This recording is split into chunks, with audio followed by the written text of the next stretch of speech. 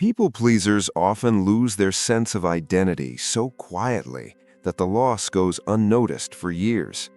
There is no sudden moment where the self disappears. Instead, it fades slowly, almost politely, until one day there is a feeling of emptiness, confusion, or emotional distance that can't be explained. This pattern rarely begins as a problem. It begins as a solution. At some point, being agreeable, helpful, and easy to be around became necessary. It may have kept the peace in a tense household. It may have earned approval, affection, or protection. It may have reduced conflict, rejection, or emotional withdrawal. In that environment, pleasing others wasn't weakness, it was intelligence, it was survival. Over time, this survival strategy starts shaping the inner world. Attention gradually shifts away from the self and toward others. The questions change. Instead of, "What do I feel?" or "What do I want?" the mind asks, "What do they need from me? What will keep them comfortable? What response will preserve this connection?" The internal voice becomes quieter, while the external radar becomes sharper. People pleasers become highly skilled at reading tone shifts, facial expressions, and emotional undercurrents. They notice what others miss. This ability is often mistaken for empathy, but beneath it lives fear. Fear of being disliked, fear of being replaced, fear of becoming inconvenient, difficult, or unlovable. As this pattern continues, personal preferences begin to blur. Likes, dislikes, opinions, and boundaries are constantly adjusted to match the emotional climate around them. Something may feel right one day and irrelevant the next, not because their interests truly changed, but because someone else's did. Over time, it becomes difficult to tell where adaptation ends and identity begins. Simple questions like, "What do you want to eat?" or "What do you think about this?" suddenly feel heavy. The pause before answering grows longer, not because they don't care, but because they've learned that wanting things can create tension, and tension feels unsafe. People-pleasing also conditions the nervous system to associate honesty with danger. At some point, being truthful may have led to conflict, criticism, disappointment, or emotional distance. The mind absorbs this lesson quietly and turns it into a rule. Stay agreeable to stay safe. This rule becomes automatic. They say yes while their body tightens. They apologize even when they've done nothing wrong. They minimize their needs before anyone has the chance to reject them. Emotions like anger, frustration, or sadness are pushed down because expressing them once felt costly. Over time, those emotions do not disappear.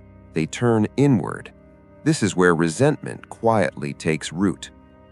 The loss of identity often reveals itself through exhaustion. Managing other people's comfort requires constant emotional labor. Monitoring reactions, adjusting tone, holding space, and suppressing personal truth drains energy in ways that are hard to name.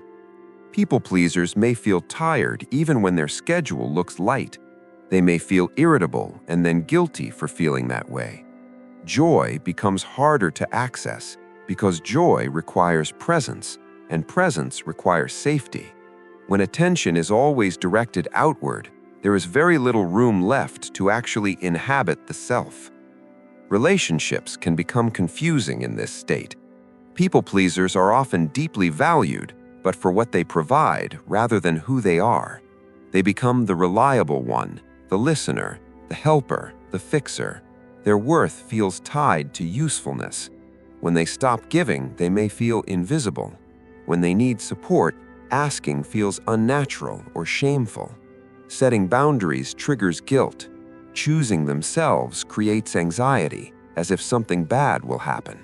These reactions reinforce the belief that love is conditional and must be maintained through effort.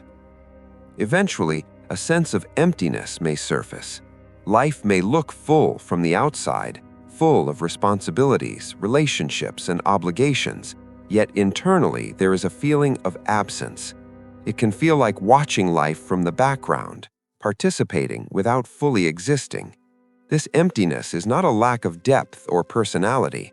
It is the result of an identity stretched too thin, shaped around the needs and expectations of others, with very little space left for the self to take form.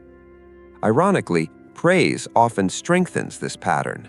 People pleasers are frequently rewarded for being accommodating.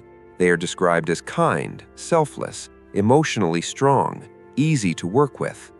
These compliments feel good, but they can quietly lock a person into a role. If love and approval only arrive when they are agreeable, then authenticity begins to feel dangerous. Over time, they may lose touch with who they are outside of that role. Disappointing others feels far worse than disappointing themselves. Healing begins with awareness, not criticism. People-pleasing developed for a reason. It protected you when you needed protection. It kept you connected when connection felt uncertain. But what once kept you safe may now be keeping you disconnected from yourself. Reclaiming identity does not mean becoming harsh, selfish, or uncaring. It means slowly redirecting attention inward and learning to listen again. What am I feeling right now? What do I need? What do I want, even if it creates discomfort? This process often feels unsettling at first. When people-pleasers begin to express preferences or set boundaries, anxiety rises. The body reacts as if danger is present, even when nothing bad is happening. This is a nervous system response, not a moral failure. The system simply hasn't learned yet that authenticity can coexist with safety. With repetition and patience, this fear begins to soften. Each small act of honesty becomes evidence that relationships can survive truth. Rebuilding identity is not about inventing a new personality or finding the perfect label. It is about allowing yourself to exist without constant performance. It is letting your no mean no and your yes mean yes. It is tolerating the discomfort of being misunderstood or not universally liked. Slowly, clarity returns. Preferences become easier to access.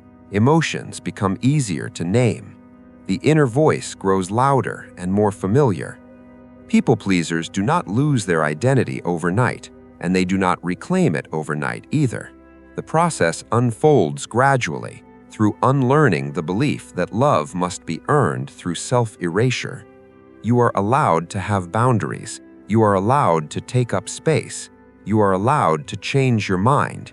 You are allowed to be valued for who you are, not just for what you provide. At its core, reclaiming identity is an act of self-respect. It is choosing to exist fully, even when it feels unfamiliar, even when it feels risky, even when it requires letting go of versions of yourself that were built for survival rather than wholeness.